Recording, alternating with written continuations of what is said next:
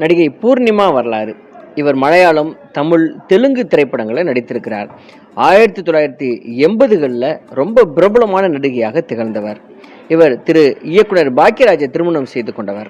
பாக்கியராஜை காதலித்து திருமணம் செய்து கொண்டவருடைய வாழ்க்கையில ஏகப்பட்ட சுவாரஸ்யங்கள் நிரம்பி கிடக்கிறது.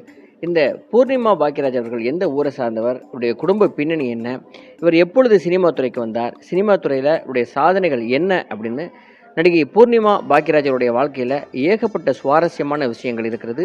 அவை எல்லாவற்றையும் இந்த வீடியோவில் நம்ம பார்க்கலாம். இது RS ராஜா டாக்கீஸ்.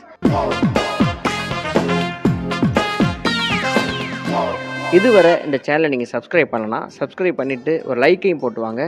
நாம் நடிகை பூர்ணிமா பாக்கியராஜ் அவருடைய வாழ்க்கை பயணத்தை பற்றி பார்க்கலாம்.